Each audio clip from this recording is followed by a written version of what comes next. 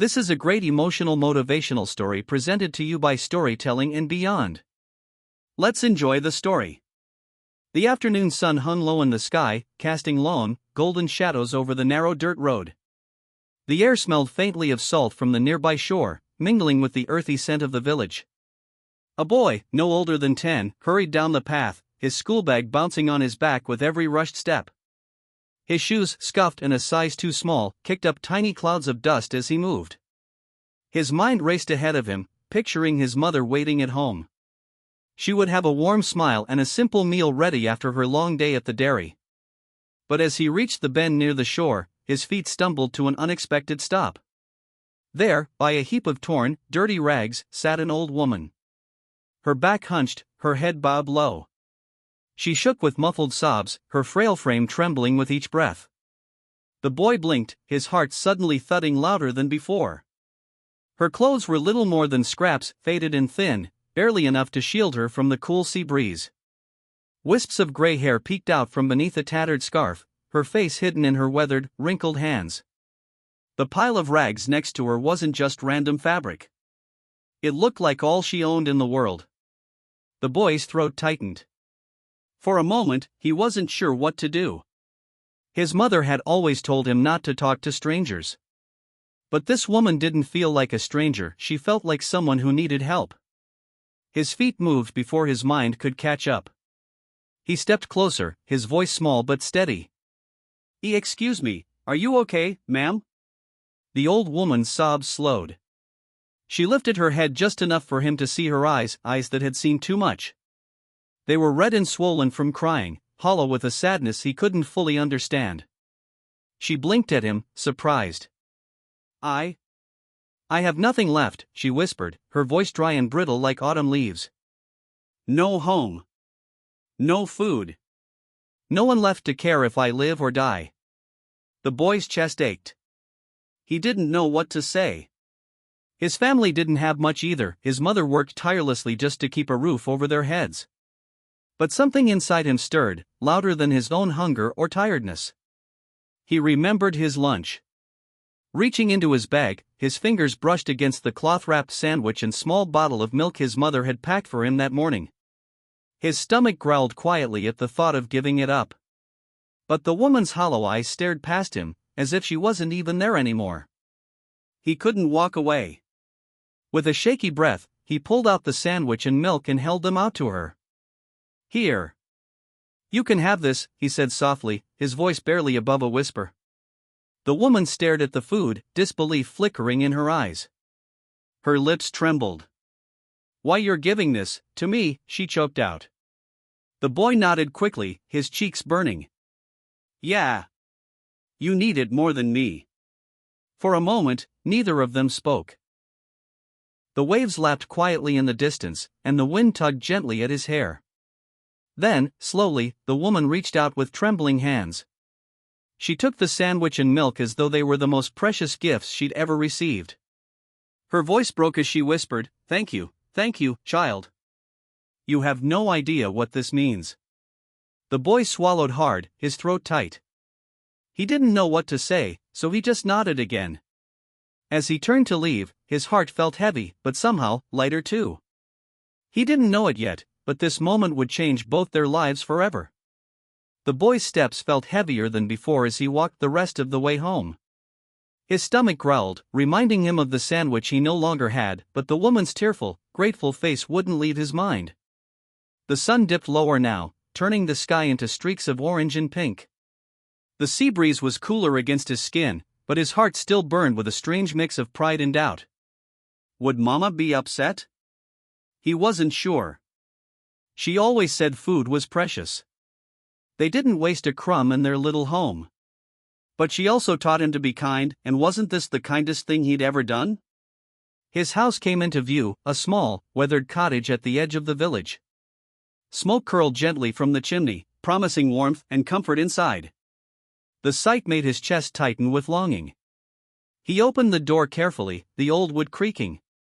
The smell of something simple but wonderful, potatoes and broth, wrapped around him like a hug. His mother stood by the stove, her sleeves rolled up, stirring a pot. Strands of hair stuck to her forehead, damp with sweat from the heat. Her face looked tired, but when she turned and saw him, her smile made the room feel brighter.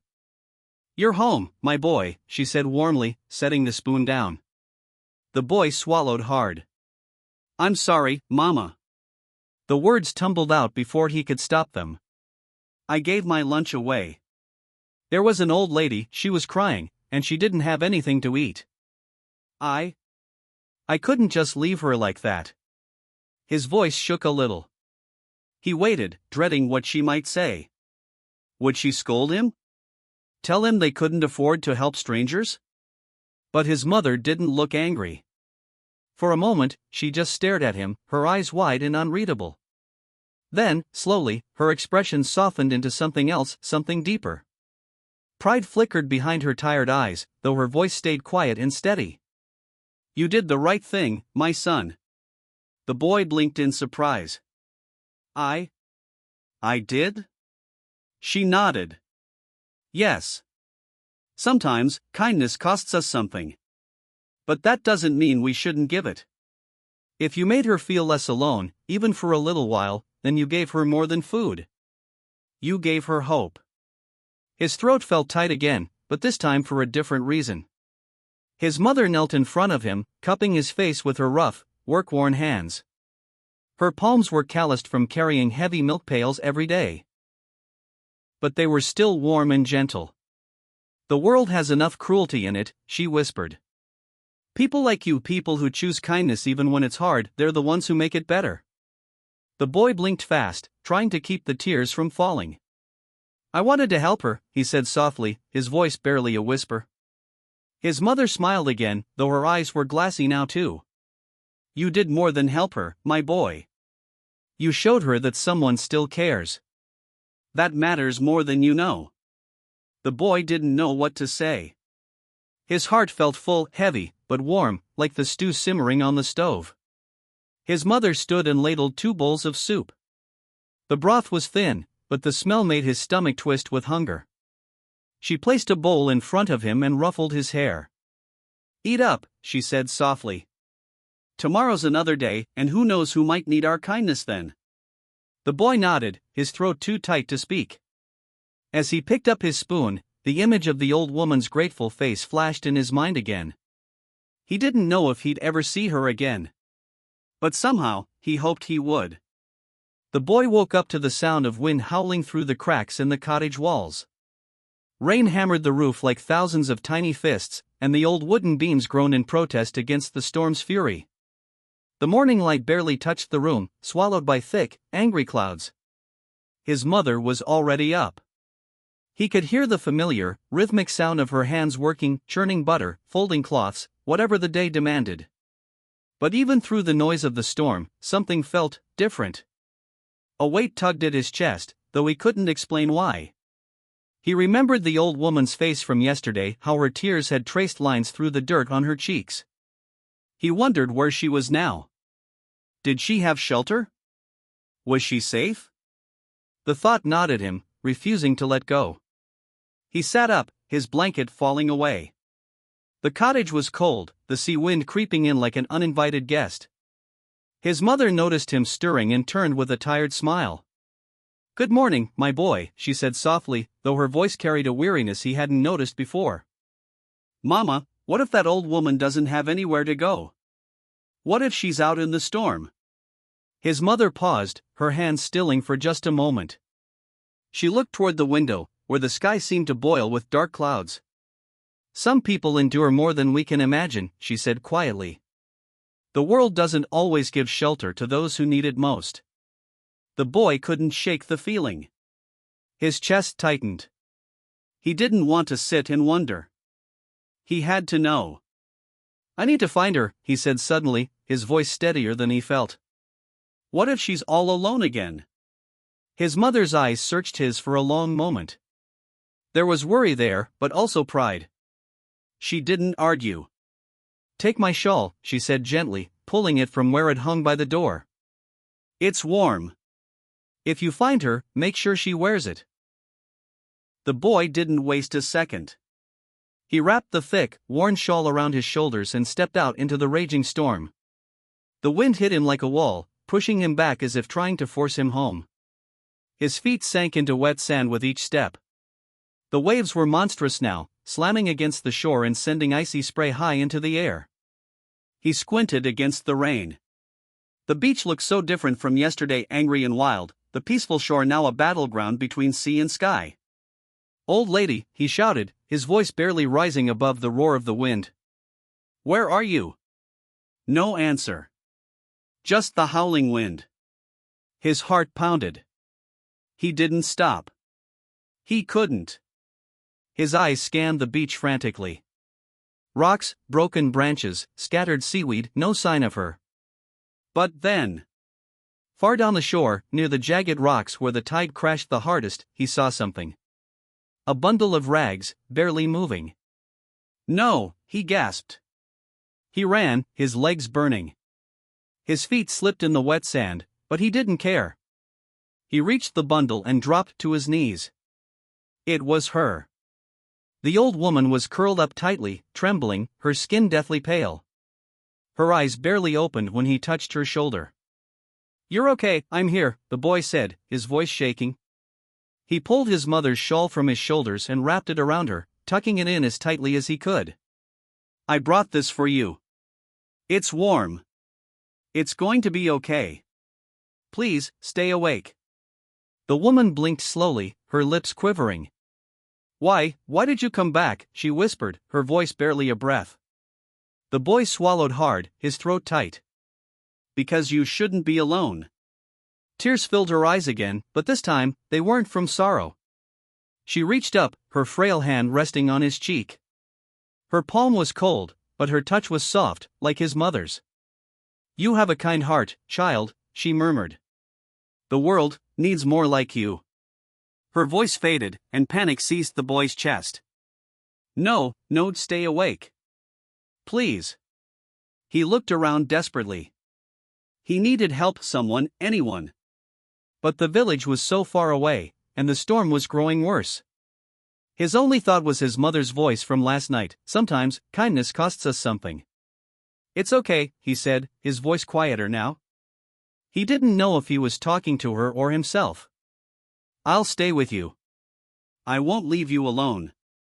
He sat beside her, shielding her as best he could from the wind, holding her close under the shawl. His own teeth chattered, but he didn't care. He wasn't leaving her. The boy didn't know how long they sat like that, but he wasn't afraid anymore. Somehow, deep in his heart, he knew, kindness wasn't just about giving food or clothes. It was about showing someone they mattered. That they weren't forgotten. Even if it meant sitting through the storm together. The boy's arms trembled from the cold, his muscles burning with exhaustion. His soaked clothes clung to him like a second skin, and his breath came in shaky, uneven bursts.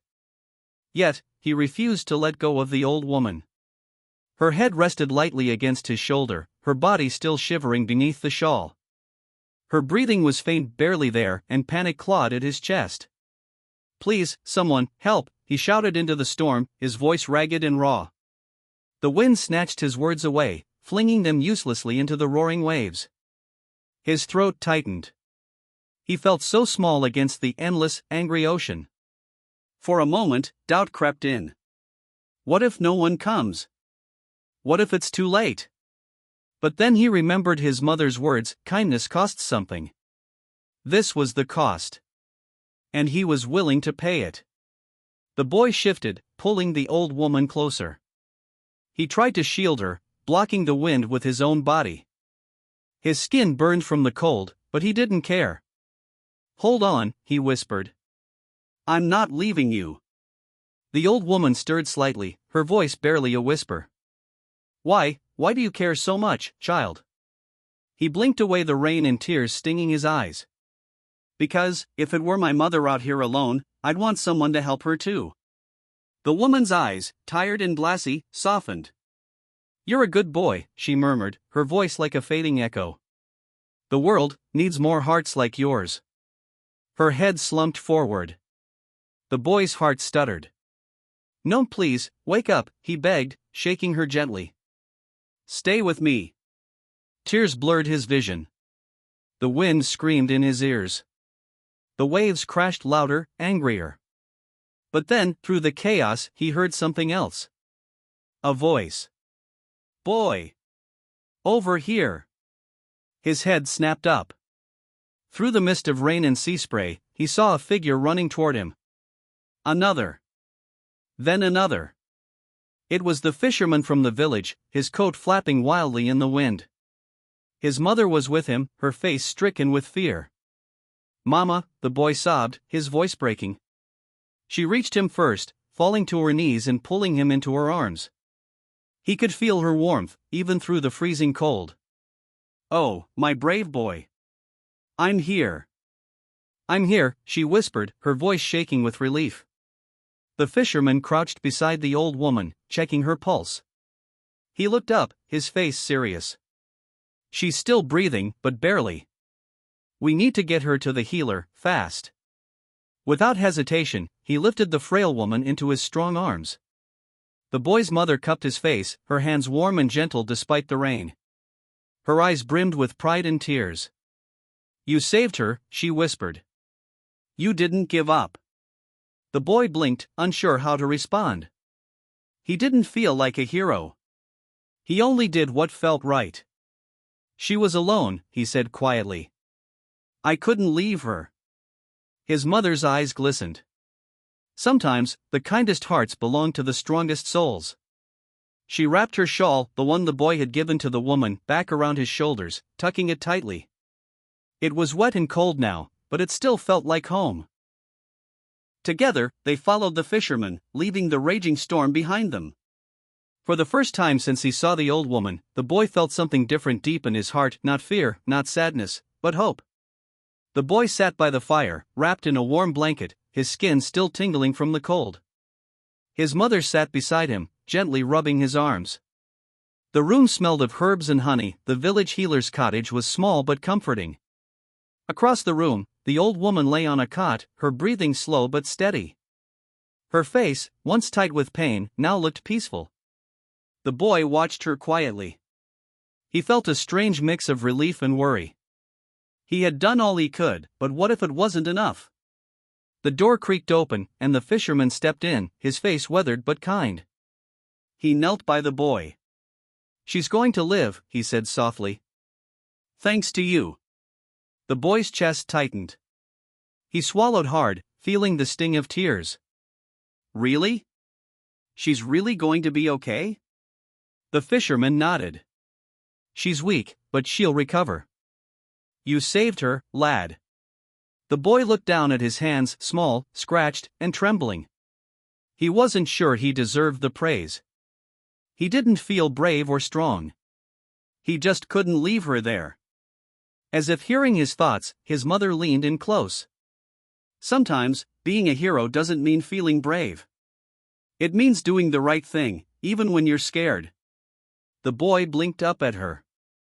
Her smile was warm and full of pride. The old woman stirred, her voice a faint rasp. "The boy, where's the boy?" He was at her side in an instant. "I'm here," he said softly. Her eyes fluttered open, cloudy but gentle. "You stayed with me, you saved me." He nodded, his voice small. "I couldn't leave you." A weak, trembling hand reached for his. He took it carefully, her skin cold and paper thin. "You have a heart full of light, child. The world is cruel, but kindness like yours, it changes things." Her eyes glistened. "I once had a son. He was kind like you, but the world wasn't kind to him." Her voice broke, her frail body trembling. "I lost him to the sea." The boy's throat tightened. He couldn't imagine his mother losing him like that. "I'm sorry," he whispered. The woman squeezed his hand, her touch weak but comforting. "Don't be, my dear. You gave me something I thought I'd lost forever, hope." Her head rested back on the pillow, her breathing steadier now. Her eyes closed, but her lips curled into a faint, peaceful smile. The next morning, the boy woke to sunlight streaming through the cottage window. The storm had passed. The old woman was gone. Panicked, he sat up, his heart racing. His mother, sitting nearby, noticed his fear and smiled softly. Don't worry. She left before dawn. She asked me to give you this. His mother handed him a small bundle wrapped in cloth. He carefully untied it, revealing a beautiful silver pendant, shaped like a seashell. A note was tucked inside. To the boy who saved me. Never let the world steal the kindness from your heart. It's worth more than all the treasures of the sea. Thank you for reminding me how to live again. M. The boy held the pendant tightly. He didn't know who the woman truly was, or where she had gone.